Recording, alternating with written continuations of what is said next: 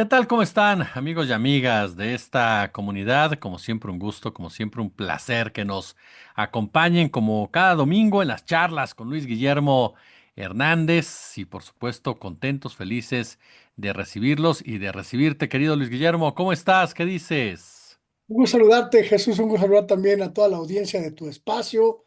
Un feliz domingo para todas y para todos. Este, este dominguito de fin de semana y principio de prácticamente la última semana de junio, mi querido Jesús. Ya ni me digas, hermano, porque yo en julio cumplo años y me acerco al tostón. Ya llegamos al 49. Yo digo, ay, caray. Así que se pone sabroso este mediado del año, mi querido Luis. Oye, dime. Oye, estaba pensando también que bueno, pues tú llegas al medio siglo cuarenta y y nueve años, cara, 49. ya, ya prácticamente estás en la antesala de la tarjeta de la tercera edad, mi querido. Hermano, ya pinto orgullosamente canas, güey. Ya estoy, Y fíjate Yo ya que no pinto ni canas, mano, así que me fue mejor que a mí. ¿No? Yo ahí sí ya quisiera, me mataste, ya me mataste. yo quisiera pelo, aunque fuera blanco, pero no, ni modo. Oye, hermano, es que vamos a ponernos serios, oye. Oye, a ver, este tema que se ha venido destapando en los últimos días, querido Luis. Y que se ensancha, como platicábamos fuera del aire, en una temática que ha estado generando ya polémica desde hace varios días, varias semanas, incluso varios años, y que tiene que ver con personajes que llegan al movimiento de la Cuarta Transformación y que se posicionan en ciertos puestos desde donde de una u otra manera son vistos como premios por parte de la militancia que incluso se molesta, que dice por qué se está premiando a tal persona si viene de tal partido y que por lo regular son personajes que tampoco es que sean los más admirados o los personajes más recomendables en algún momento, en un momento dado. Andrés Manuel López Obrador, el presidente de nuestro país, desde mi punto de vista, el mejor presidente que ha tenido este país, utilizó mucho este tema de la puerta abierta para que llegaran diversos personajes en la conformación de Morena.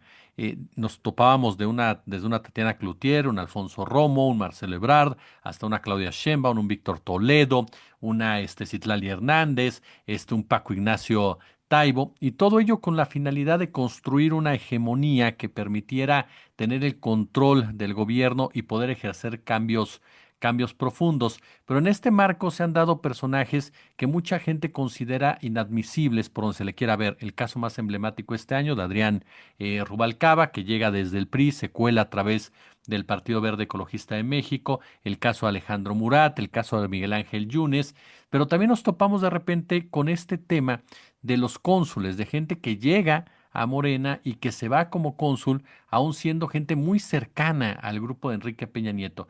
¿Cómo vamos entendiendo esta operación que se va llevando a cabo y hasta dónde sí y hasta dónde no en toda esta discusión? Oye, ¿tú cómo lo ves?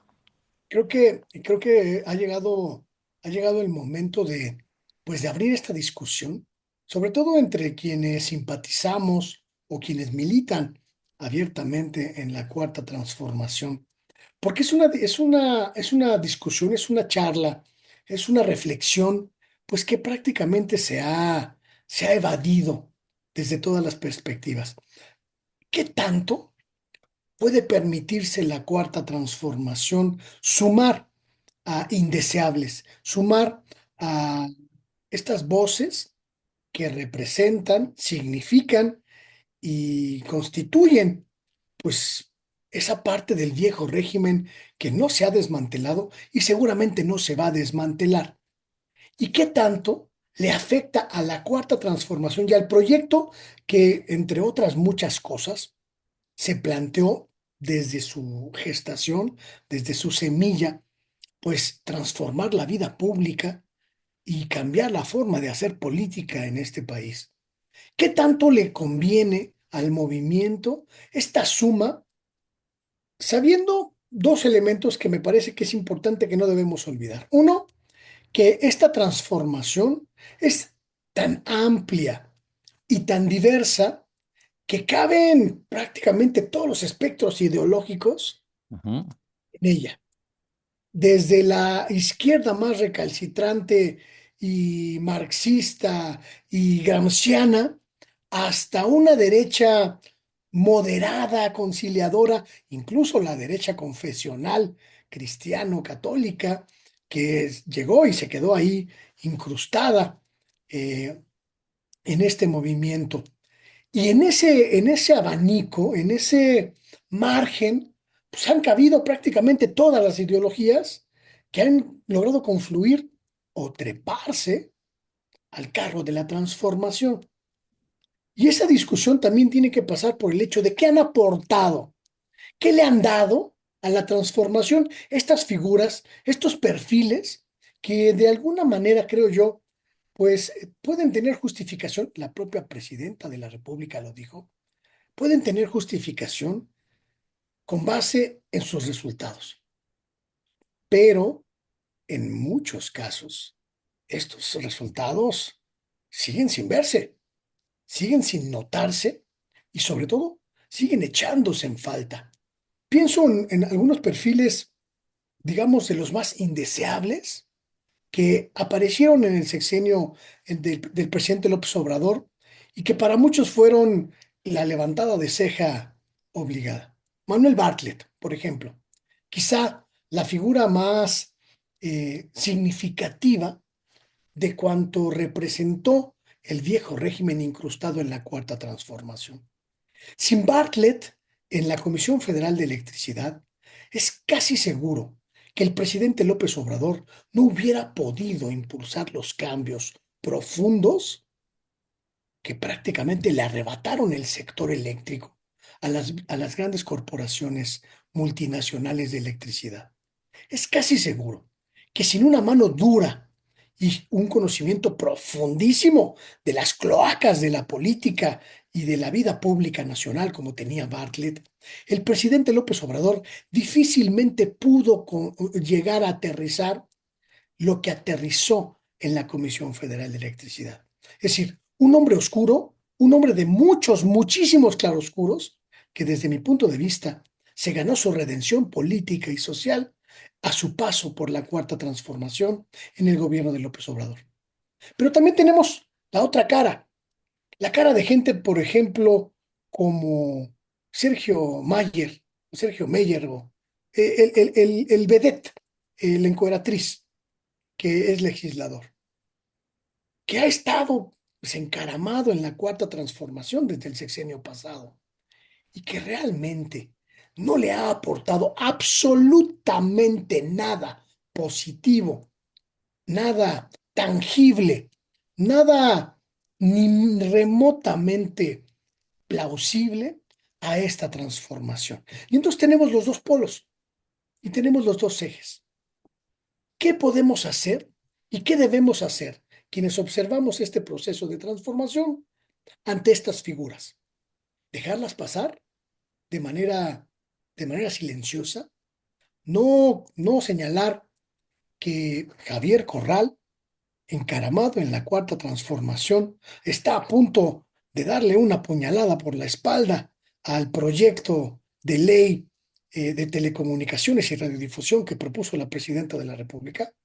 Tenemos que decir que los Yunes, fieles a sí mismos, pues son una verdadera piedra en el zapato de la transformación, a pesar de que su voto hizo posible un conjunto de reformas absolutamente indispensables para esta etapa de la transformación.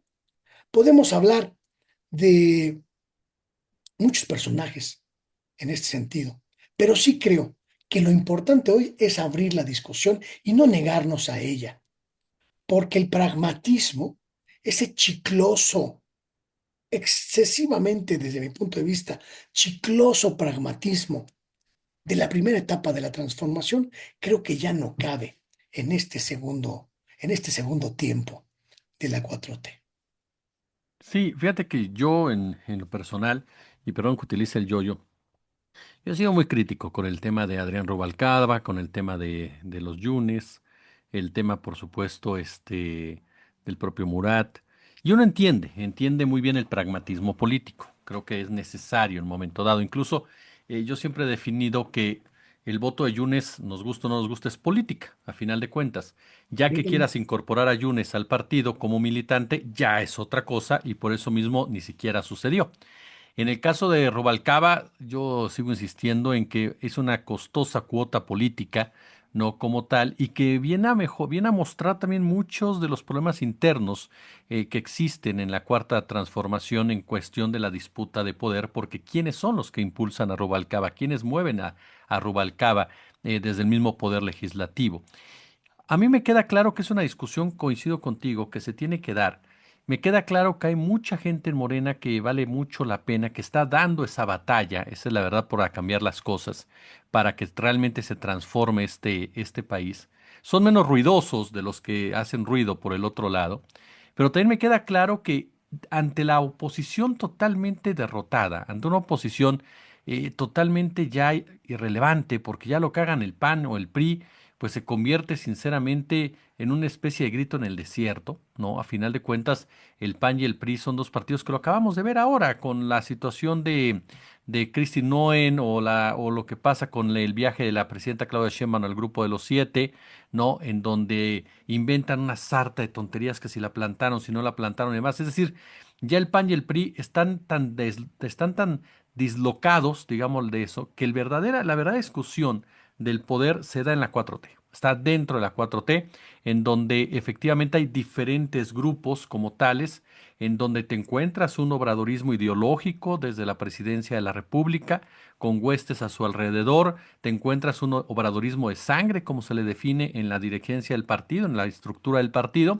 y te encuentras ese obradorismo pragmático en el poder legislativo, representado particularmente por gente como Adán Augusto o Ricardo Monreal o bien por personajes como Marcelo Ebrard, quien hoy por hoy está en medio de una enorme disputa por el tema de la ley minera y de todos los cambios mineros que muchas veces voces comienzan a sumarse, es decir, Ebrard está golpeando directamente al sector y está beneficiando a los empresarios.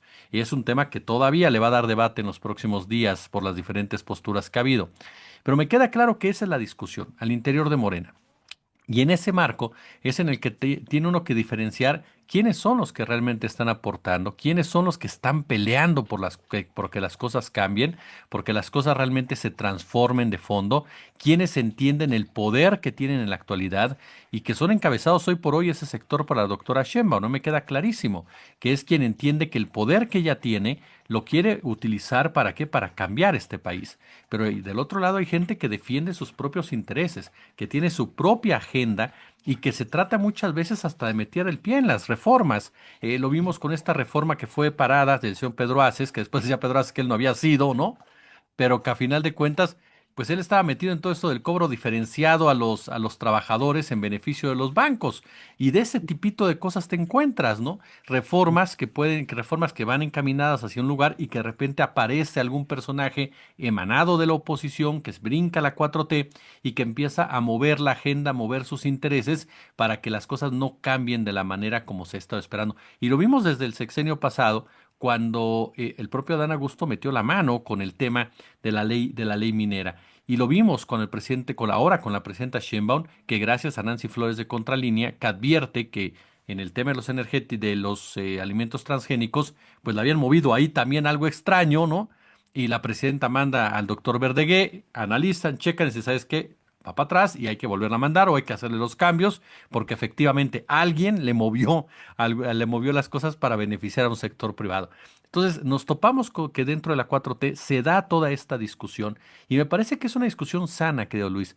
Yo estoy convencido, y perdón que haya utilizado tanto yo en esta exposición, pero yo estoy convencido de que va a haber una escisión en Morena, la tiene que haber en la 4T, porque son perfiles y formas de operar y de considerar la gobernanza muy diferentes entre ellos, y que ya no está el personaje aglutinador como tal, ya no está ese personaje que a todos los hacía girar a su alrededor. Ahora hay diferentes liderazgos, los cuales va a llegar un momento dado en que van a tratar de encontrar su propia canalización, su propio espacio, y que los va a llevar a contrarrestarse con el que esté enfrente, y esto va a derivar, por supuesto, en el surgimiento de una nueva oposición o que utilizará partidos que ya estén ahí o que encaminará sus intereses de cierta manera, ¿no?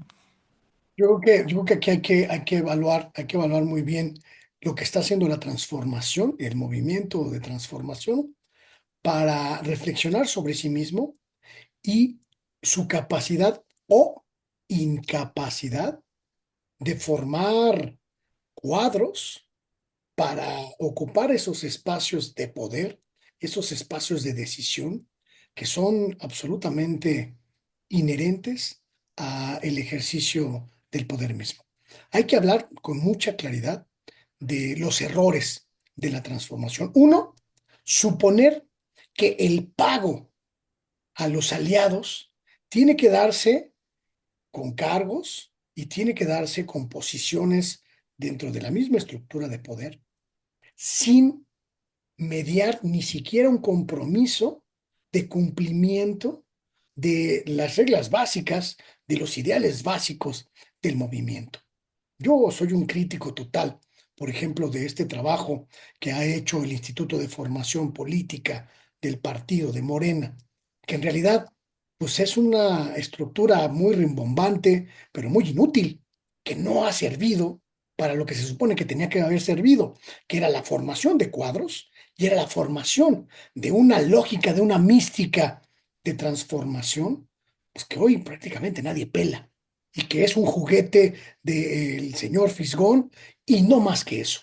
También hay que hablar del liderazgo del partido. Ese liderazgo nacional, hoy encabezado por Luisa María Alcalde, que la verdad es que ha dejado mucho que desear en términos de imponer la lógica y la mística, la dinámica de la transformación y lograr que ésta pues impregne a los aliados, a las aliadas del partido, a las fuerzas políticas que orbitan alrededor de la transformación y que en realidad, pues en muchos casos son prácticamente parásitas de la transformación sin aportarle realmente nada en términos sustanciales a esta transformación. Y hay que hablar también de una cuestión que me parece muy importante en este punto y que se conecta con lo que hablábamos al principio. Entiendo, por ejemplo, que la lógica que comenzó el presidente López Obrador de otorgar a los gobernadores, exgobernadores, salientes, posiciones en el ámbito diplomático, en los consulados, en las embajadas, una lógica que tiene sentido en tanto que continúa con una especie de relación o correlación y de cordialidad con los diferentes mandatarios estatales que colaboraron o al menos no obstaculizaron el trabajo de la transformación.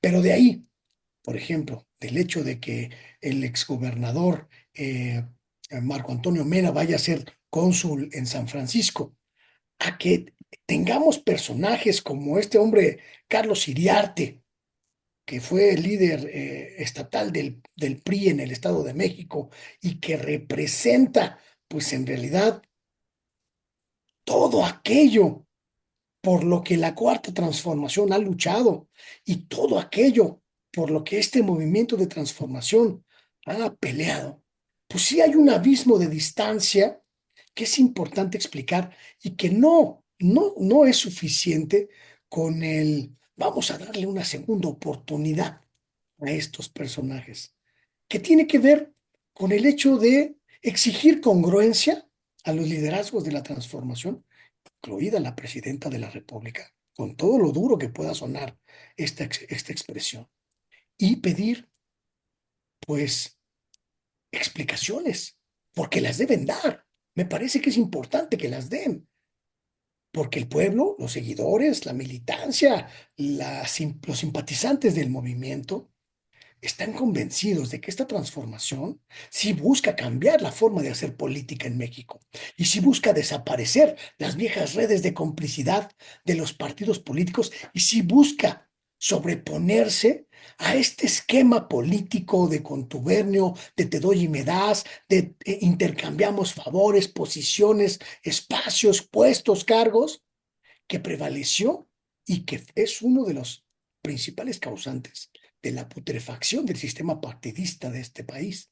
Entonces, yo sí creo Yo sí creo que es importante abrir la discusión y exigir a los liderazgos del partido, a los liderazgos del movimiento, a los liderazgos del país, explicaciones sobre esto. Porque no se vale, creo yo, no se vale que haya una especie de doble rasero en este sentido.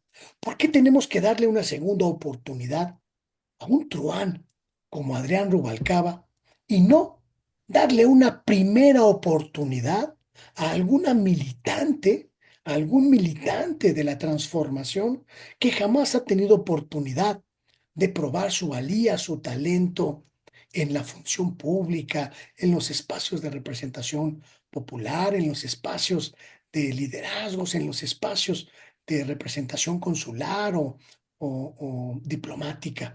¿Por qué utilizar a gente como estos líderes absolutamente cuestionables y plenamente desacreditables y no sacar de abajo, de abajo, del pueblo, de la gente, de los apoyadores, esos perfiles para renovar los ámbitos de decisión? El partido tuvo un momento, me parece a mí, muy importante antes de llegar al poder, cuando definió a través de tómbolas las candidaturas a legislación a los puestos de representación popular del país. Pero esa lógica, la lógica de democraticemos el reparto de candidaturas, el reparto de posiciones, el reparto de espacios, se rompió, desapareció por completo cuando la 4T llegó al poder, porque ahí sí ya había una lógica de, no, no, hay que poner a gente que sabe, o al menos gente que nos ayude, o gente que haga una chamba específica. Y me parece que eso, en cierta medida, es no ser consecuente con lo que dio origen a este movimiento. Y creo yo, salvo tu mejor opinión, querido amigo, que no debemos permitirle a Morena, a la cuarta transformación, convertirse en el partido que fue el PRI cuando llegó al poder a su máxima expresión. Fíjate, llámame un poco inocente o confiado. Yo estoy convencido que son más, los que piensan distinto, es decir, los que están realmente a favor de ese cambio y que en muchos sentidos, ¿no? Intentan, por supuesto, que no se desvíe este camino. Entiendo que hay una presencia muy particular de estos entes de poder tan singulares, digámosle de esta manera, quienes han logrado irse posicionando, han logrado ubicarse en diferentes puestos, desde donde han sacado hasta cierto punto ventajas y cuestionamientos totalmente naturales por parte de la militancia. Y coincido en un punto, la militancia, así como también los simpatizantes, son los que tienen que evitar que cualquier movimiento se desvíe. Esto desde siempre. Yo estoy seguro, te lo digo, querido amigo, que así funciona. Es decir, tú cuando logras una victoria como logró el Movimiento de Regeneración Nacional el pasado 2 de junio, en donde alcanzas esta hegemonía, por supuesto que siempre habrá personajes que quieran anteponer sus intereses, que siempre habrá personajes que intenten de una manera o de otra que la agenda se maneje conforme a lo que ellos quieran. Y esto lo vemos, insisto, y me parece que son muy claros estos personajes, no se esconden en realidad. ¿Por qué? Porque aparte de todo se sienten protegidos, se sienten con poder, en pocas palabras, y eso los lleva a tratar de confeccionar una estructura que les permita replicar lo que pasó con el PRI, porque además son de formación priista como tal y de ese priismo en donde el todopoderoso valía la pena en todos los sentidos y de lo que se trataba era de mantener esas posiciones. Caso concreto, insisto, de Adán Augusto, de Ricardo Monreal, para citar a dos ejemplos muy, pero muy palpables. Pero es precisamente ahí en donde la militancia, los simpatizantes, tienen que estar pendientes y tienen que apoyar, sí, pero también cuestionar. Y creo que estamos en ese momento en donde hay muchos mexicanos y mexicanas que son simpatizantes de la 4T, que son simpatizantes de Morena, que son militantes, que son parte precisamente de un movimiento y que están apoyando en todo momento, que están poniendo el pecho, que están poniendo la espalda, pero también están criticando, también están cuestionando, también no les gustan algunos personajes que han llegado ahí y han alzado precisamente la voz para decir, epa, yo no estoy de acuerdo con esto, yo no estoy de acuerdo con el otro, y es importante que desde arriba se les escuche siempre. Es importante que los liderazgos no dejen de escuchar a las poblaciones, no dejen de escuchar a la militancia, porque de esa manera pueden enriquecer muchos de sus puntos de vista. Y la militancia, por supuesto, tendrá que confiar en sus líderes, pero siempre sin dejar de lado que a nadie puede darse un cheque en blanco, en ninguna circunstancia. Los cheques en blanco ya no funcionan en la actualidad. Ya una ciudadanía que se precie de estar democratizada, se precie de estar involucrada en el gobierno, se precie de ser parte ya de una revolución de las conciencias, no puede otorgar cheques en blanco, tiene que cuestionar. Y el liderazgo tendrá que explicar, tendrá que decir, se toman estas decisiones por esto, esto y para esto. Y cuando se toman estas decisiones, si se alcanzan los resultados que se han prometido, el tiempo les dará definitivamente la razón. Pero siempre tiene que existir esa comunicación para que la militancia no se sienta huérfana, no tenga una orfandad de liderazgos y por supuesto, no por supuesto, del otro lado, haya un ejercicio siempre necesario de autocrítica.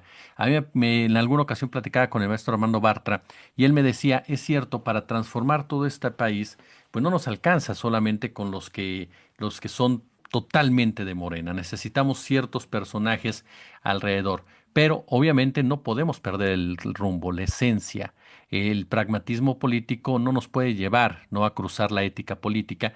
Y eso lo expresó también hace poco la doctora Claudia Sheinbaum, marcando precisamente esos lineamientos que habrá que atenderlos y quienes no los atiendan, pues tendrán tarde que temprano que asumir las propias consecuencias que se originarán desde el propio instituto político y esperar, por supuesto, en ese marco que estas personas que yo te digo, yo estoy convencido, hay muchas personas que están con la 4T, que son gente que quiere cambiar, pues terminen imponiéndose, porque de otra manera, si se terminan imponiendo aquellos que tienen esa agenda personal, que tienen ese interés personal, pues definitivamente el cambio tan mencionado, el cambio tan buscado, puede ser completamente un fracaso. Yo tengo confianza, te soy honesto, de que realmente ese grupo que encabeza la doctora Claudia Sheinbaum termine siendo el que marque ese derrotero para ejercer como se debe el cambio y la transformación de este país. Pero sí, es una discusión, me parece que se va a seguir dando por este tipo de personajes que, como bien señalabas, están ahí presentes y que de una u otra forma han aprovechado los distintos huecos, las distintas luchas, los distintos espacios para saltar como sobrevivencia política y jamás con un compromiso ideológico, ¿no?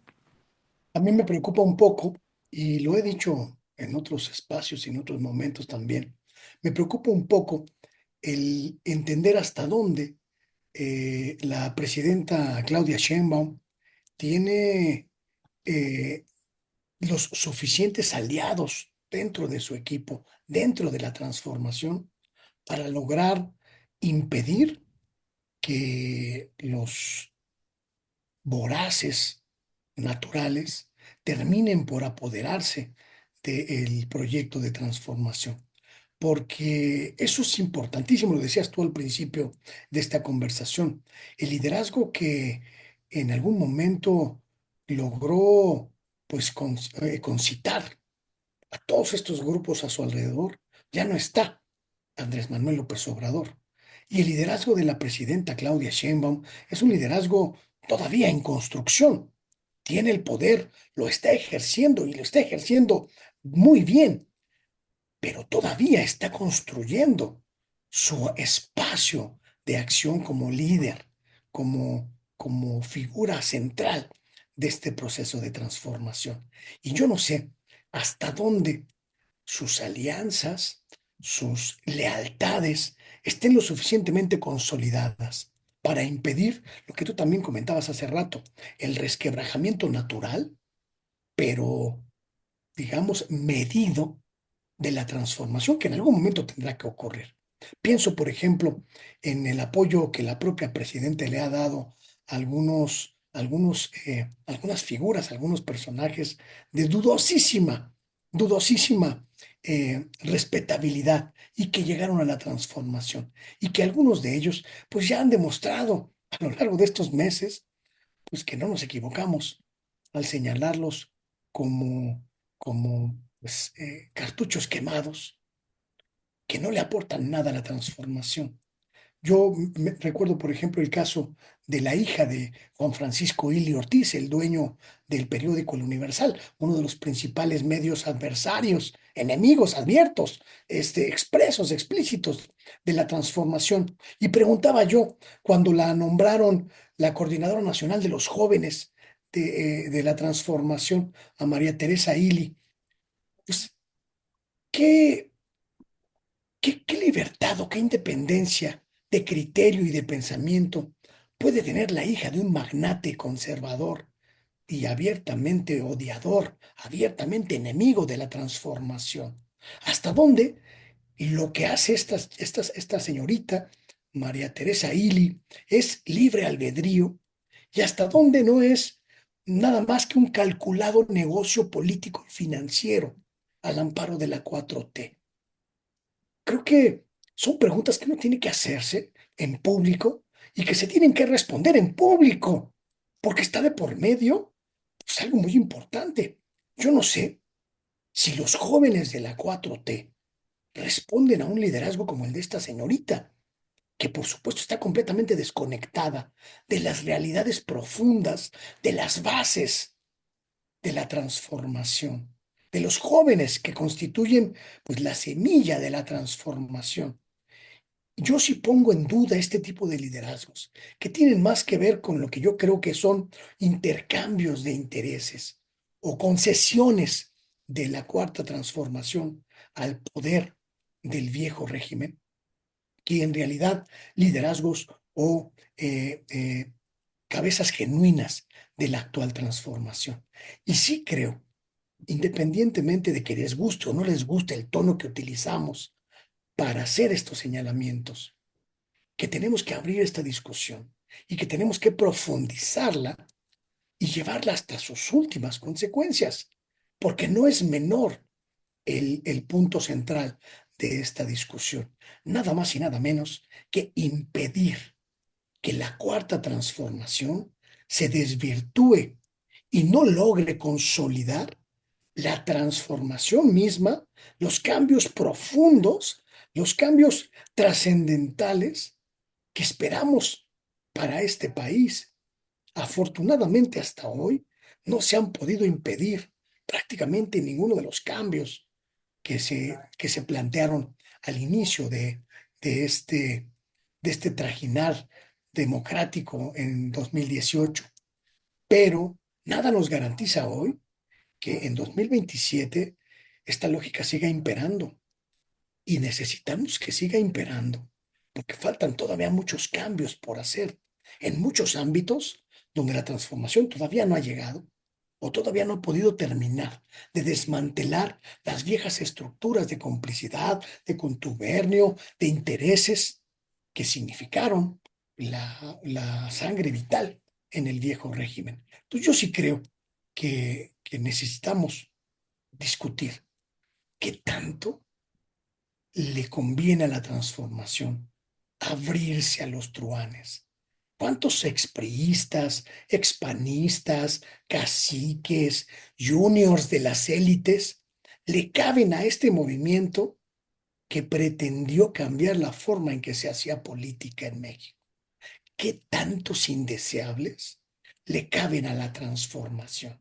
Ese es, creo, el diálogo central y ojalá que podamos discutirlo con serenidad, con, con profundidad, con seriedad, pero sin concesiones. Sí, sin duda alguna, que de eso se trata, ¿no? Hay diferentes puntos de vista, diferentes visiones, ¿no? En esa materia, ¿no? Y que quede claro que de eso se trata, que haya diferentes puntos de vista para que se puedan enriquecer cada uno de ellos. Mi querido Luis Guillermo, yo como siempre te agradezco de todo corazón estas charlas, querido. Al contrario, para mí es la mejor forma de terminar el domingo y de empezar la semana, porque me permite tener una visión fresca y además a un interlocutor tan inteligente y avesado como tú, mi querido amigo. Muchas gracias y gracias a la gente Les invito a estar en mi espacio de vez en cuando. Luis Guillermo Hernández, Sexta W. Ahí nos vemos y aquí, cada domingo. Échale super chat y el super gracias. Gracias.